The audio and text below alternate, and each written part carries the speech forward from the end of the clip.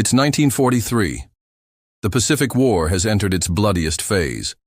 Japan still holds vast territories, stretching from the Philippines to New Guinea, from the Solomon Islands to the far reaches of the Central Pacific.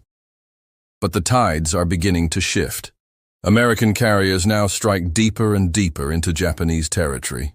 B-24 Liberators and B-29 Superfortresses rain destruction from the skies. Yet for all their power, the Americans face one deadly problem: nighttime. When the sun went down, the air war changed completely. Japanese bombers often attacked under the cover of darkness, slipping past radar screens and fighter patrols to strike vulnerable bases. And when American bombers tried their own night missions, Japanese interceptors, especially the agile Nakajima J1N1 Gecko night fighter, waited for them among the clouds. At night, neither side could see clearly. Every flicker in the dark could mean death. And yet, the Americans were about to change the rules of night combat forever. Early in the Pacific campaign, American air bases across the Solomon Islands and New Guinea were under constant harassment from Japanese bombers.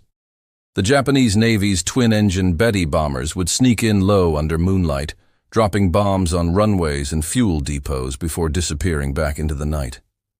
U.S. anti-aircraft crews fired blindly into the darkness. Fighters sat grounded because pilots simply couldn't see their targets. The few that tried to intercept at night often crashed themselves, disoriented in the dark skies.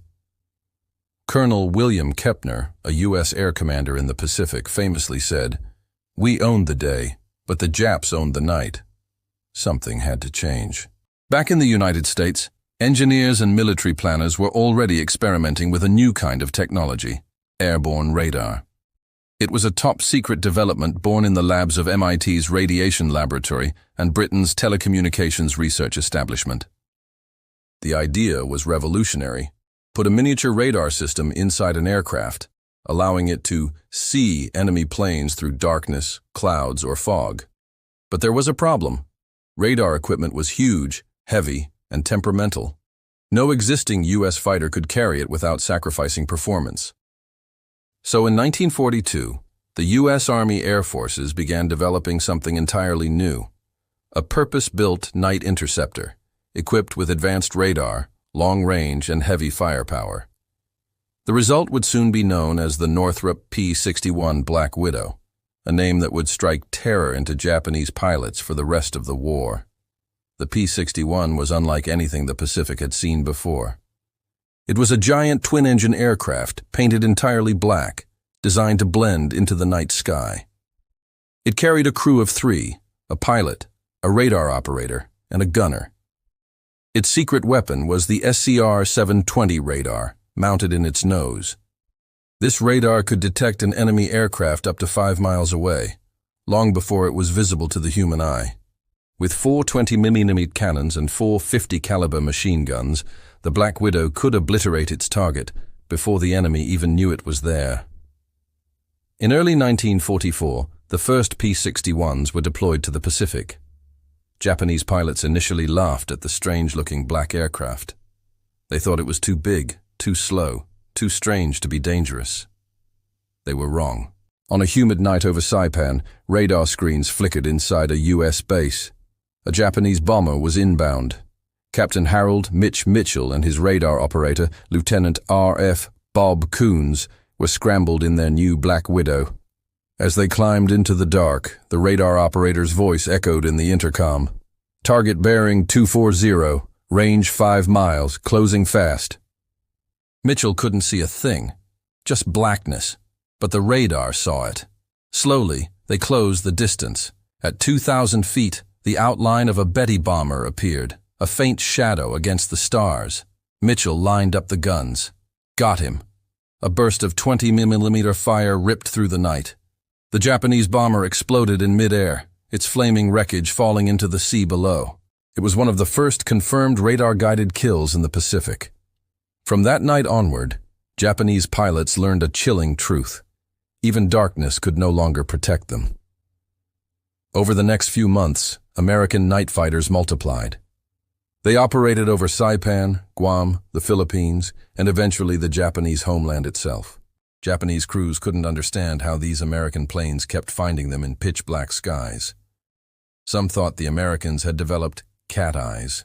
Others suspected secret searchlights or unseen ground spotters. The reality was worse. It was radar, and it was unstoppable. And soon, Japan's once feared night bombing raids would turn into deadly traps. What began as a defensive experiment, the narrator intones, would soon evolve into a relentless hunt across the night skies of the Pacific. By the war's end, the Black Widow would become one of the most feared aircraft Japan had ever faced. Fade out with the hum of engines and the crackle of radar static. By 1944, the Pacific night was no longer silent. It was alive, with radar signals, engine roars, and explosions that shattered the illusion of safety. Before the Black Widow took full control of the skies, American forces struggled to adapt to nighttime warfare. On islands like Guadalcanal, New Guinea, and the Solomons, ground crews slept in trenches while Japanese bombers made their nightly visits. The sound of distant engines meant trouble. The men called them Washing Machine Charlie, the nickname for lone Japanese aircraft that flew over Allied bases at night, dropping small bombs to keep troops awake and terrified. Even when no bombs fell, the psychological effect was enormous.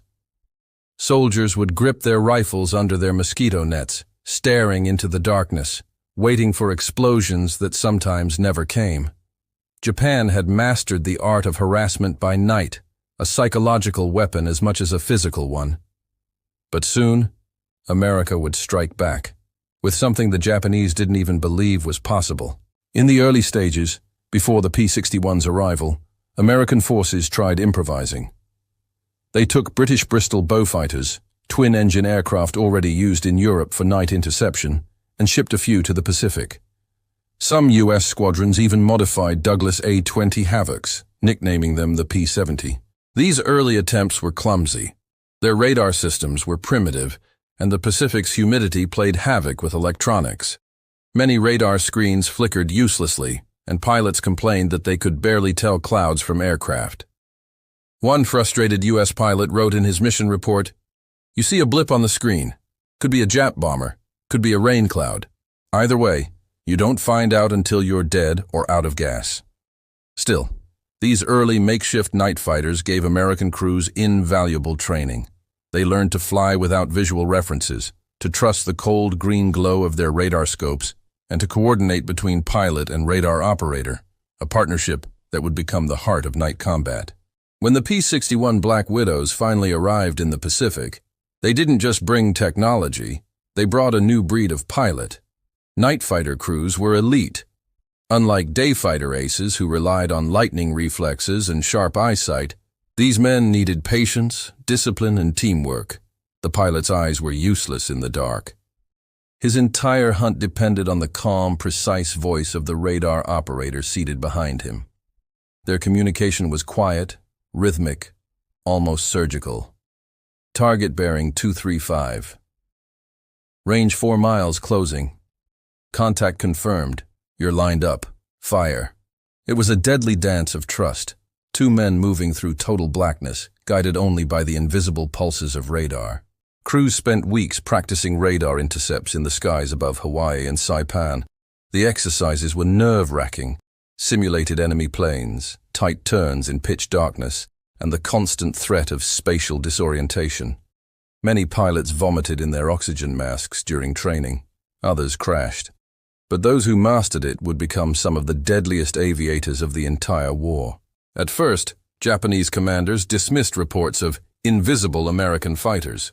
Pilots returned from night missions claiming they had been ambushed out of nowhere. No searchlights, no moonlight, no warning. Imperial Navy officers believed these were exaggerations or excuses for lost bombers. Some even suggested that American pilots were using infrared vision, a technology that didn't exist yet. But the reports kept coming. On one mission over Saipan, a formation of Japanese Betty bombers was ambushed one by one. The survivors described glowing tracer fire ripping out of the darkness. They never saw their attackers until it was too late. Word spread quickly through Japanese air units. The Americans can see in the dark. Morale began to crack. Pilots who once saw night operations as safe began to dread them.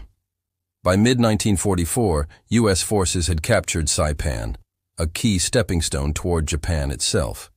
The island became a forward base for long-range bombers and, crucially, for the new night fighter squadrons. The 6th Night Fighter Squadron was among the first to deploy with P-61s. Their mission: protect airfields and intercept Japanese aircraft before they could bomb American troops or the newly arrived B-29s. Each night, radar operators at ground control stations, known as GCI, Ground Control Intercept Units, watched their screens for enemy contacts. When a Japanese plane appeared, they guided a P-61 toward it, vector by vector. It was like a deadly chess match played in total darkness. One such night, Lieutenant Robert "Moose" Clark was guided toward a radar contact over the Philippine Sea.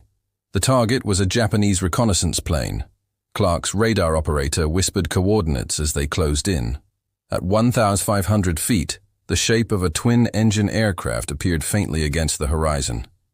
Clark squeezed the trigger, his cannons blazed, and the target erupted in fire. The sky went from pitch black to daylight for a split second.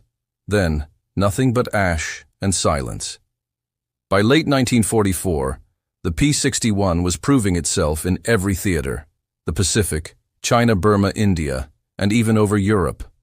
But in the Pacific, its impact was most profound.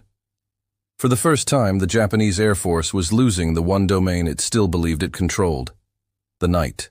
Japanese planes designed for lightweight agility lacked radar and struggled in low visibility. Their night fighter program, centered around the J-1N1 Gecko, couldn't match America's electronic advantage. While the P-61 prowled the skies with radar-guided precision, Japanese interceptors had to rely on moonlight and luck. The result? A slow, grinding collapse of Japan's confidence in its air defense network. By the time the Americans began bombing Tokyo in late 1944, Japanese pilots faced an impossible nightmare. They were being hunted in their own skies, by enemies they couldn't see, couldn't hear, and couldn't escape. And as one Japanese officer bitterly remarked after the war, the Americans turned the night itself into a weapon. But the most shocking encounters, the ones that left Japanese pilots truly terrified, were still to come. By late 1944, the Japanese military was desperate. With daylight skies now dominated by American fighters and bombers, Japan's only hope was to strike from the shadows. But in the shadows, something new was waiting for them. As B-29 superfortresses began their relentless bombing campaign against Japanese cities, the Imperial Japanese Navy and Air Force turned increasingly to night operations.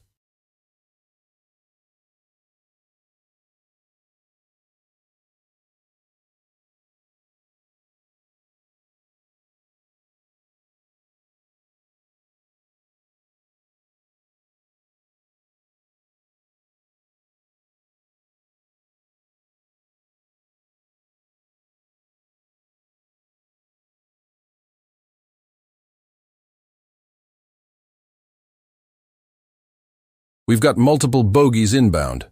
Heading 110, Angels 15. Captain Dale Haberman and his radar operator, Lieutenant Raymond Mooney, took off in their P-61 Moonhappy. Climbing through cloud and darkness, they picked up the targets on their onboard radar. Mooney's calm voice guided the hunt. "We've got 'em. 3 targets in formation, range 3 miles, closing fast." Haberman banked left, letting the big plane settle behind the lead bomber. Through the gloom, he could just make out the shape of a Mitsubishi G4M Betty, the same type that had tormented American troops for years. With one smooth motion, he pressed the trigger. 4 20mm cannons erupted in blinding flame. In Chao.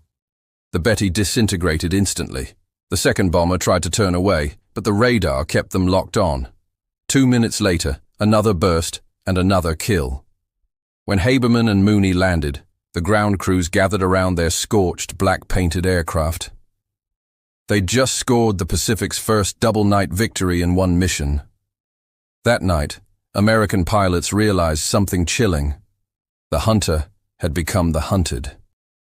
Within weeks, Japanese bomber crews began to report impossible encounters. One pilot recalled, "We flew at night, no moon, no lights.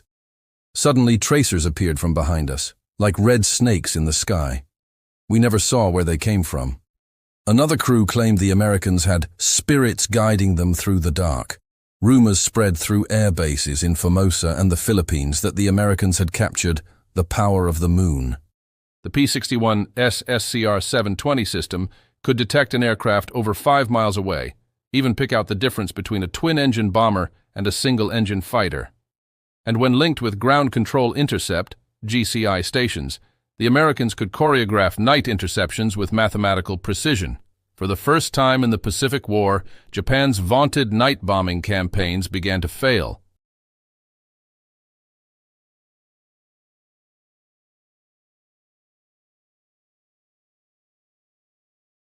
Major Carroll C. Smith, leading a P-61 from the 418th Night Fighter Squadron, was scrambled into the night. His radar operator called out, "Target, dead ahead, 3 miles. Speed, fast. Looks like a twin-engine job." Smith descended through thick tropical clouds, guided only by the eerie glow of his instruments. At 1 mile, he spotted a flicker of exhaust flame. He fired a short burst. The enemy aircraft exploded instantly. It was a Chi-48 Lily bomber. Moments later, another contact appeared. Another quick burst, another explosion. 2 kills in under 3 minutes. Smith radioed back. "Control, scratch 2. They never saw us coming." That phrase, "they never saw us coming," became the unofficial motto of the P-61 crews. The life of a night fighter crew was unlike any other. They flew alone, no wingmen, no lights, no moon to guide them. Their world was the radar scope, glowing green in the dark. Communication between pilot and radar operator was sacred. A single mistake meant death. Many missions ended with no confirmed kills, just tense hours of chasing phantom contacts, sometimes through violent thunderstorms or enemy flak. But when a radar blip turned out to be real, it was pure adrenaline. Pilots described the sensation as stalking ghosts. You'd approach slowly, matching speed and altitude until you could just make out the enemy's silhouette. Then, one pull of the trigger, and the sky lit up with fire. Radar operators often said they felt the kill before they saw it, watching the target blip suddenly vanish from the screen, leaving only silence. The Japanese weren't blind to what was happening. In early 1945, engineers tried to counter American radar with crude chaff, strips of foil dropped from aircraft to confuse signals. Others experimented with night camouflage paint or flying without lights at extremely low altitude. But it wasn't enough. Without radar of their own, Japanese pilots were flying blind. They could only react after being attacked, and by then, it was too late.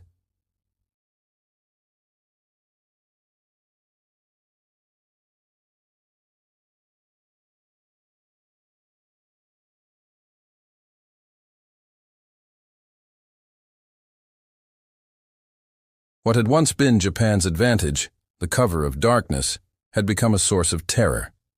Reports from captured Japanese airmen revealed their growing despair. We believed night was safety. But now, the night itself hunts us. And the hunting was only getting worse. Because the Americans were about to deploy their night fighters in support of the biggest air campaign of all, the firebombing of Japan itself. By March 1945, thousands of B-29s were preparing to strike Tokyo and other Japanese cities in massive nighttime assaults.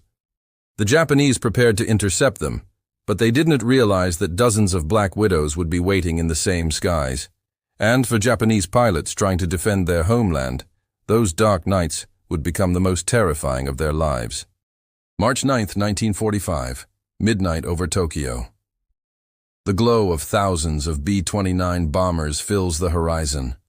Below, the city is about to endure one of the most devastating nights in human history. As the first waves of American bombers approached, Japanese air defense units scrambled what few night fighters they had left. But the Gecko's pilots faced a nightmare. Their radar was primitive, barely functional, and the fires already raging below blinded them. American Black Widows were also in the air, silently circling the bomber formations, ready to pounce on any Japanese aircraft that dared approach. This was no longer a duel between equals. It was a slaughter in the dark.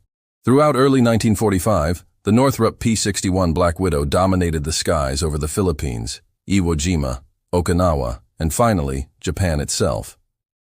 Each mission blended cutting-edge technology with raw human nerve. Radar operators hunched over their glowing scopes, whispering coordinates while pilots flew blind through smoke, flak, and chaos. In one mission report from the 418th Night Fighter Squadron, a radar operator described the moment they locked onto an enemy near Tokyo Bay. "Target dead ahead, range decreasing rapidly. I can see his prop wash flickering on the scope. He's ours." Seconds later, the sky erupted in light. A Japanese Gecko, once a feared predator, burst into flames, spiraling toward the ground. By dawn, Tokyo was still burning, and Japan's night fighters had been nearly wiped out. The crews who flew the Black Widow had developed a unique rhythm. Every mission began the same way: total darkness, silence, and tension thick enough to choke on. The pilot would trust the radar operator completely. No second guessing, no hesitation. When a contact appeared on the radar, they'd stalk it quietly, approaching from below or behind. The pilot never knew what he was about to face until he saw the faint outline of an enemy aircraft against the moonlight or the burning horizon. One veteran, Captain Hermann Ernst, described it like this: "You don't hear them, you don't see them. You just know they're there. You feel the hair rise on the back of your neck and then, boom, it's over." Some missions ended in eerie silence as targets dove into the sea without a trace. Others lit up the night sky like fireworks. When American forces landed on Okinawa, Japan threw everything it had left into stopping them, including waves of kamikaze attacks, many launched at night. But this time, the kamikazes weren't flying unopposed. Black Widows prowled above the invasion fleet, waiting. Their radar could pick up low-flying suicide planes heading toward ships long before human eyes could spot them. Captain John S. Jack Egan of the 548th Night Fighter Squadron recorded one such night. "We were at 5,000 feet pitch dark when the radar lit up, a single fast-moving target, coming in low. I dropped to 2,000 and caught a glimpse of an engine flame. It was a Nakajima Ki-43 Oscar diving straight toward a destroyer. I fired at 500 yards. The plane exploded like a sunburst. The ship below never even knew how close it came." These encounters saved countless lives. By the end of the Okinawa campaign, P-61 squadrons had destroyed dozens of kamikazes before they could strike. For Japan, it was another devastating blow. Even their suicide missions, once their last weapon of terror, were now being neutralized by radar-guided predators. By mid-1945, Japanese air defense was collapsing. Fuel shortages, lack of trained pilots, and the overwhelming reach of American radar left the Imperial Air Force crippled. Desperate engineers tried bizarre countermeasures. Some Gecko night fighters were modified with upward-firing cannons, copied from German designs, to ambush bombers from below. Others attempted to hide in clouds, cutting their engines to glide unseen. But these tactics only worked in theory. In practice, Japan's outdated planes couldn't compete with the power and precision of the P-61. Radar allowed American fighters to spot even gliding aircraft by detecting the faint reflection of their fuselage against the humid night air. The Black Widow could even shadow an enemy plane, following it for miles before striking. Japanese pilots who survived such encounters described it as being hunted by a ghost. One recalled after the war, "You fly, you think you are alone. Then suddenly, fire behind you. You turn, but there is nothing. You only see flames." By summer 1945, the P-61 squadrons had taken on a new and crucial role, protecting the B-29 superfortresses that bombed Japan's cities at night. While the massive bombers dropped incendiaries over Tokyo, Osaka, and Kobe, Black Widows orbited at higher altitudes, scanning the skies for any approaching Japanese fighters. They became the silent guardians of the bomber fleets, striking down attackers before they could close in, In one mission over Nagoya, radar operator Lieutenant Harold Johnson picked up a faint contact near a bomber formation. His pilot, Captain Robert Witter, moved in slowly. They found a Kai-45 Toryu, a twin-engine Japanese interceptor, lining up on a B-29. Witter's guns opened up. The enemy disintegrated in midair, saving the bomber crew below. Johnson later wrote in his journal, "We never saw their faces, but every time we brought one down, we knew a dozen more Americans made it home." By mid-1945, the Japanese High Command realized the horrifying truth. There was no safety left, not even in the night skies over their homeland. For decades, Japanese pilots had trained to fight with instinct and vision. They relied on the sharpness of their eyes and the reflexes of their hands. But now, those human skills meant nothing. Technology had changed the rules. Japanese ace Saburo Sakai, though not a night fighter pilot, later reflected on this transformation in an interview. "We trained to fight men, but by the end, we were fighting ghosts and machines. The Americans had become something beyond us." It was the final shift. The moment Japan understood it could no longer match America's industrial and technological might. The Black Widow, a plane that few Japanese even saw with their own eyes, had symbolized that change. As the summer of 1945 drew to a close, American night fighters continued their patrols. Over Okinawa, over Kyushu, over Tokyo Bay, they hunted the last remnants of Japan's Air Force. By August, when the atomic bombs fell on Hiroshima and Nagasaki, there were almost no Japanese night sorties left to intercept. But the men who had survived the Pacific Night Campaign would never forget the eerie, deadly calm of those missions, the green glow of radar, the thunder of cannons, and the haunting knowledge that they were changing the very nature of aerial warfare.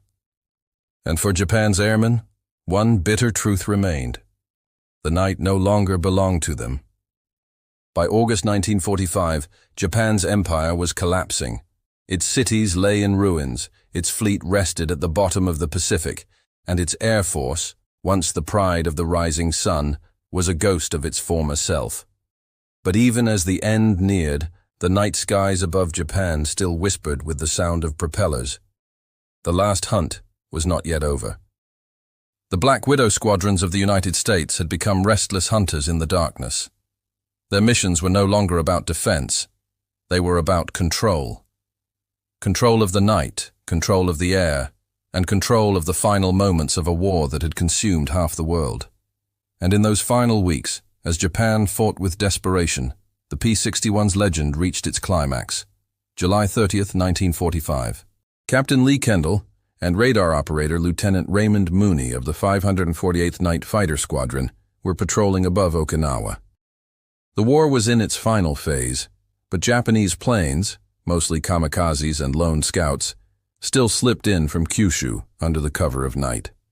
At 1:15 a.m., Mooney's radar picked up a fast-moving contact, low, erratic, and closing toward the American fleet below. "Contact! Range 3 miles, bearing 190. He's diving toward the ships!" Kendall dove after the target, pushing his engines to full throttle. In the blackness ahead, a faint spark appeared, the glow of an enemy engine. It was a Yokosuka P-1Y Ginga, a twin-engine bomber turned kamikaze. Kendall opened fire. The Black Widow's cannons thundered, and the Ginga erupted in flames, tumbling into the ocean before it could reach the fleet. It was one of the last confirmed night kills of the Pacific War. When the mission ended, Kendall and Mooney sat in silence on the tarmac. The hunt was over, but they both knew they had witnessed the end of an era. By the first week of August, Japan's airfields were nearly empty. Fuel shortages left many planes grounded. Pilots, once trained for honor and sacrifice, now faced the futility of resistance. And above them, the night still hummed with the presence of the Black Widows. In one of the last recorded night engagements, a P-61 intercepted a Japanese bomber near Kyushu on August 14th, just hours before Emperor Hirohito's radio broadcast announcing Japan's surrender. The American crew, unaware of the imminent end, stalked their target through thin clouds. The radar operator's calm voice guided the pilot in. Target 1,000 yards ahead. Hold steady. Fire. The enemy aircraft disintegrated mid-air. It would be the final aerial victory of World War II, scored by a P-61 Black Widow, symbolically ending the war exactly as it had evolved, in the dark, under radar's invisible gaze. When the P-61 first entered combat, few believed it would succeed. Even some U.S. commanders doubted the need for night fighters in the Pacific.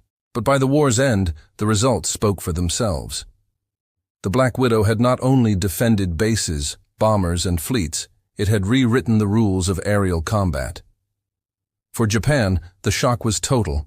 Their pilots, trained for visual dogfights, for duels of reflex and courage, were now being hunted by machines that didn't need to see them at all.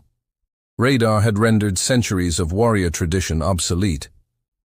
As one Japanese officer later reflected, "We did not lose to men, we lost to science." For American night fighter crews, victory came at a heavy cost. They lived in a world of isolation, flying alone through storms, trusting instruments more than instincts. Many confessed after the war that the darkness never left them. You sit in the cockpit, surrounded by nothing but black. Your heart is pounding. You can't see the horizon. Then you see a flash, 1 second of fire, and it's over. You never see a face, just the end of another man's story. The strain was immense.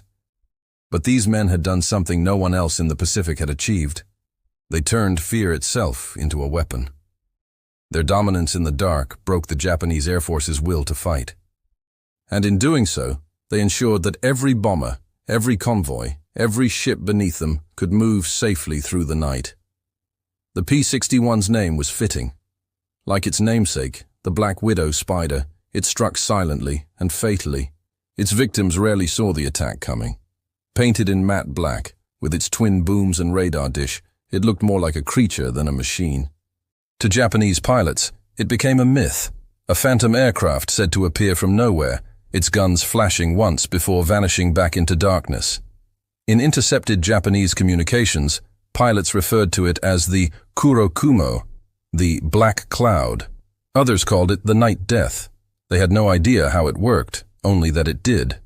When Japan finally surrendered on August 15, 1945, the Black Widow squadrons received a simple radio message.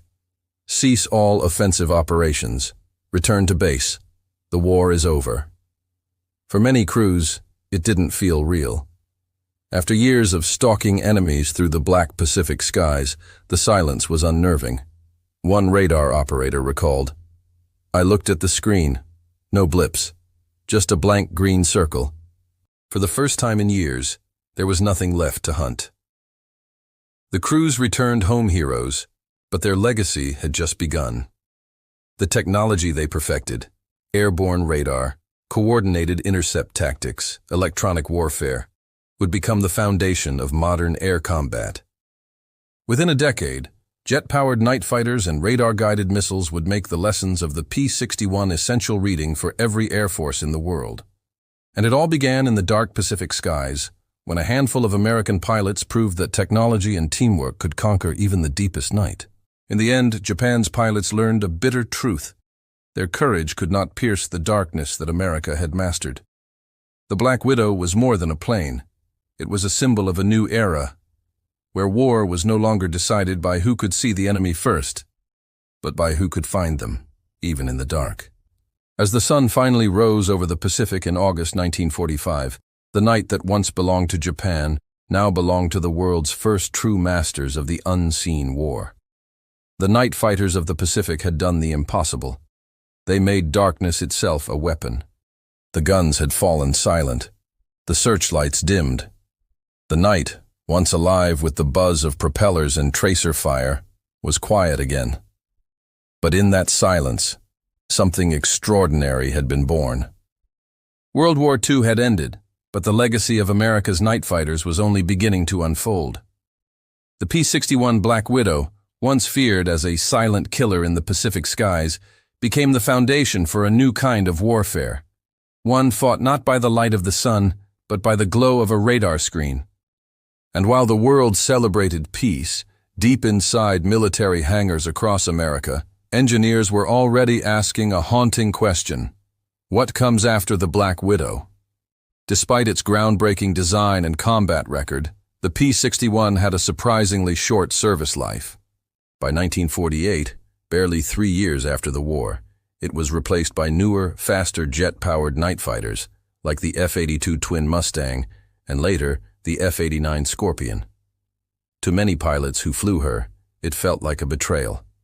Captain Lee Kendall, one of the Pacific veterans, said in a post-war interview, "The Widow had done everything we asked of her. She hunted in the dark when no one else could. And just like that, she was gone, replaced by something faster, but not always better." But in truth, the P-61's mission had been completed. She wasn't meant to live forever. She was meant to change everything. The lessons learned from the Black Widow's radar, night tactics, and stealth operations would ripple through decades of aviation history, from Korea's night interceptors to Vietnam's sensor-guided bombers, and even into the stealth aircraft of today. Every time a modern pilot locks onto a target in darkness using sensors instead of sight, they owe a debt to the crews of the P-61. For Japan, the memory of America's night fighters didn't fade easily. In post-war interviews, captured Japanese pilots described the psychological terror of the unseen enemy. One recalled, "We never saw them until we were dying. You could fly for hours under cloud cover and still be hunted. We did not understand how they could see in the dark." Another pilot, when shown a captured P-61 after the war, reportedly muttered, "It is not an airplane, it is a creature." For years, Japanese engineers studied American radar systems in disbelief. Their own technology during the war lagged far behind, often limited to primitive detection sets that could barely track surface ships, let alone enemy aircraft. The shock of how far behind they had fallen became one of the driving forces behind Japan's post-war technological revolution. By the 1960s, Japanese industry had become a global leader in electronics and precision engineering, a direct consequence of realizing during WeAs that science, not spirit, would define victory. The pilots often took the glory, but in truth, it was the radar operators, the unseen men in the back seat, who defined the night war. Operating complex, fragile equipment in turbulence, under stress, often while being fired upon, these men directed every move of their pilots in total darkness. They worked in silence, eyes glued to flickering cathode tubes, guiding their pilots toward targets they could not see. Their calm voices, steady, range closing, fire, became the sound of death in the Pacific night. And yet, few remember their names. One operator later said, "We didn't see the explosions. We just saw a blip disappear. It was war reduced to a heartbeat on a screen." Their legacy continues today in every AWACS operator, every drone pilot, every radar technician who guides fighters through invisible battles. The P-61 had shown that victory wasn't just about who flew fastest. It was about who could see what others couldn't. Here's a piece of history few people know. The last American combat air-to-air kill of World War II was not made by a Mustang or a Corsair or even a jet. It was made by a P-61 Black Widow on August 14, 1945, just hours before Japan's surrender broadcast. Pilot Major Lee Kendall and radar operator Lieutenant Raymond Mooney, on their final night patrol, shot down a Japanese Ki-44 Tojo over Tokyo Bay. They didn't know it at the time, but history later confirmed it. Their kill marked not just the end of the Pacific Air War, but the final air victory of the entire Second World War. The night fighter that had started as an experiment ended as the last hunter standing. After the war, radar technology exploded. Jet night fighters in Korea, like the F-3D Skyknight, directly descended from the P-61's concept. Two-man crews, onboard radar, long-range intercepts. Even the mighty F-117 Nighthawk stealth jet, the first aircraft designed to be invisible to radar, owes its lineage to the men who once made radar their greatest weapon. It was the ultimate irony. The machine that had hunted with radar became the ancestor of machines designed to defeat it. The P-61 Black Widow was not the fastest plane of the war, nor the most famous. But when the world went dark, it was the one that stayed in the sky. It turned the unknown into a battlefield, and it won.